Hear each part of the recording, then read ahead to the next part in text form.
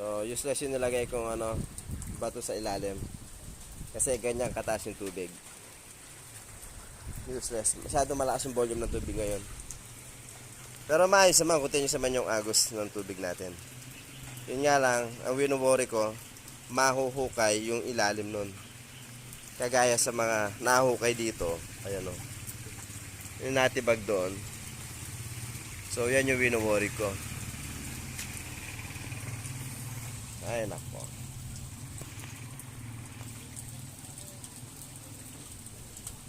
Sabi ko sa naghukay, huwag masyado sagarin yung paghuhukay. Oh, shout out! Jana! Ayun o.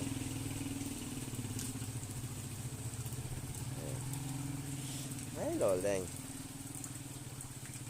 Minadali nila yung paghuhukay para agad sumahod yung mga trabador. Pero, yung pagsasemento, hindi ganun kabilis. Oo, umuulan. Pero sana nilagyan naman nila dito ng allowance, guys. Oh. Ayun, oh. Sinabihan ko yung naghukay, wag isagad. In-insist nila. So sa foreman, shoutout sa foreman nito.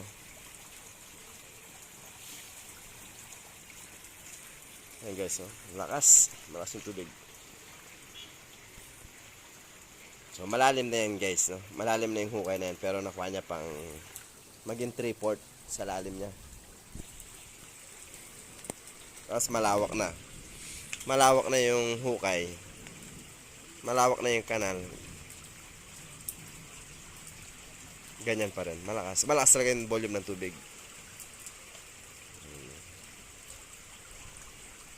Tapos nag-overflow pa rin sa kabilang kanal. Well. Hindi ko alam kung lalagyan ko ba ng sandbag itong aking tapat. No? Ayokong hintayin na makubkub pa to ng tubig. Ay, rugo. Mamakan yan. Bakit ganun?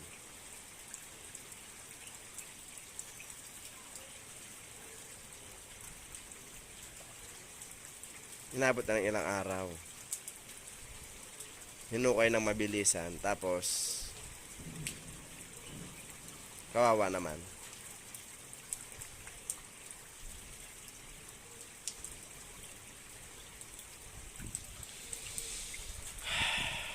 Ay loleng. I don't know.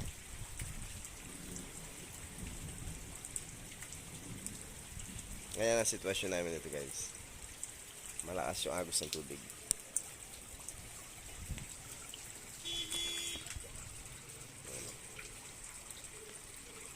So, garbage collector yata lumabas na.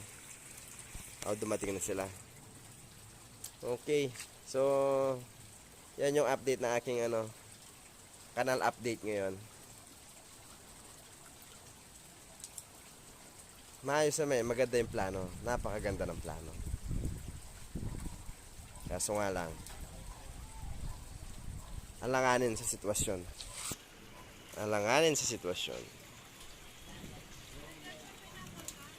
Meron.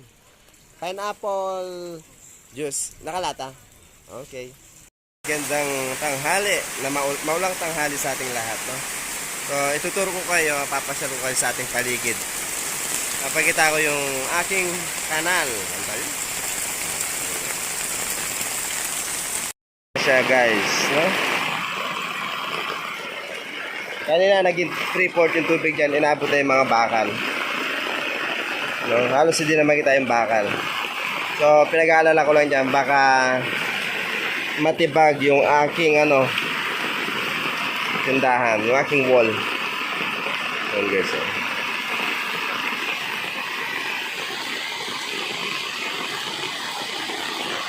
Ayun. So tara, samahan nyo ako, ituturo ko kayo. Pasyalan natin sa may likuran. So gala tayo habang umuulan. So yung Yung kuryente natin, yung high tension wire natin na yan. So, for the meantime, clear yun. Hindi, walang umabot na sanga. So, secured. Thousands of volts yan, high tension wire natin, guys. So, sila tayo dito. Ayan, guys, oh. Ang kagandahan naman dito, guys, continuous yung agos ng tubig. Continuous siya, hindi siya nag-stagnant. Adoy. Pero silipin natin baka may bunga para dito.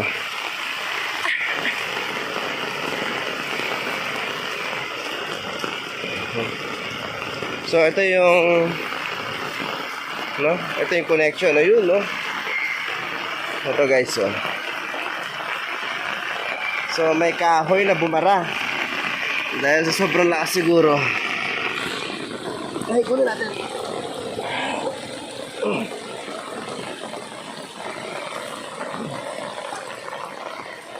Ayan, guys.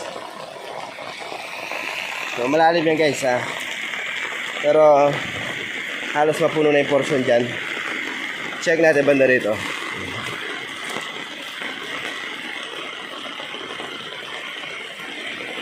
Ayun.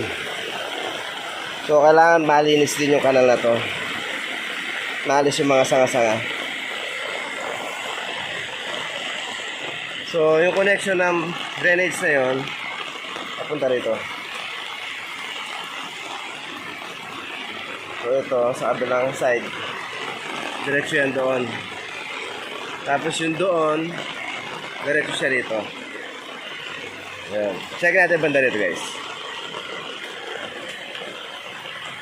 So dito malalim pa, no? Malalim. Maayos yung agos.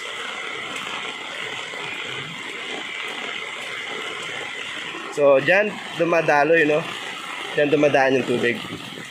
Yung drainage na yan. Condition ng drainage natin, continuous. Very good siya, guys. So very good. Dati yung mga nung wala pa yung mga kanal dito, wala pang ganyang kalalim na drainage, lumulubog itong portion dito. So ito yung diretso ng pretil, guys, no? Silipin natin.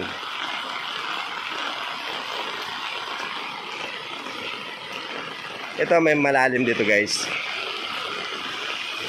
Yan. Ito malalim yung hukay dito. Mga tosang natin dito. Kaso parang napupuno rin, no? Yung mga nagagaling doon, papunta rito, papasok. Tapos may sapa dyan. Sinarangan lang. So, ayan. So, okay. At ayun, guys, no? Maayos naman yung agos ng tubig dito. Yung tubig ng kanal natin. So, walang aberya. Continuous flow.